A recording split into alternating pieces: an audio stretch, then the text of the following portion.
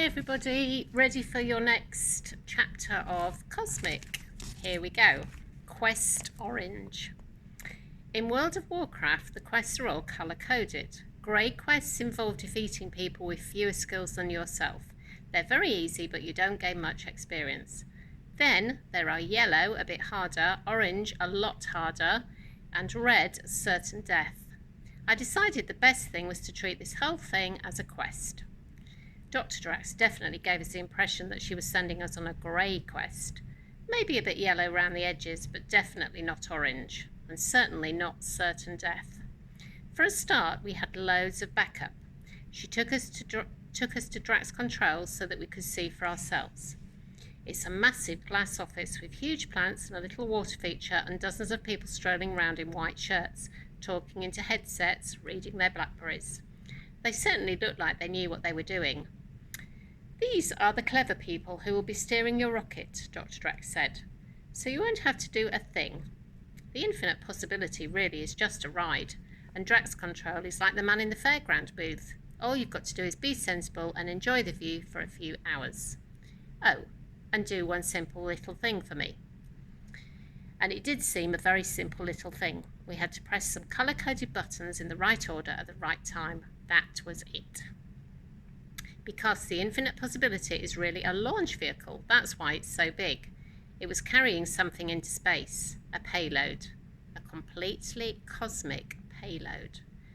I'll explain it all to you, said Dr. Drax. It's a kind of space minibus. I designed it myself. It's called the Dandelion because it doesn't have engines, just these big silvery sails that catch the solar wind, just like normal sails catch the normal wind and blow it across space. A spaceship propelled by sunbeams, as quiet and traceless as a dandelion seed, hence the name. She showed us a model. It looked like a high-sided vehicle with lots of windows. Like an ice cream van, only with no wheels and no ice cream man. Once it was separated from the infinite possibility, the people at Drax Control were going to steer the ice cream van across space, round the back of the moon and back to Earth by remote control. Then it was going to do a lap of the Earth and head back around the moon. And it was going to keep doing that, one lap of the Earth, one lap of the moon, in a kind of figure of 8 forever. It had comfortable seats that turned into beds. Dr. Drax's plan was that as soon as Infinity Part was opened, people would pay to get into a small rocket, dock with the Dandelion during its Earth orbit, and stay on for one lap of the moon before going back down to Earth. A sightseeing trip around the moon in an interplanetary ice cream van. The Dandelion was a kind of massive box just under the living quarters of the infinite possibility.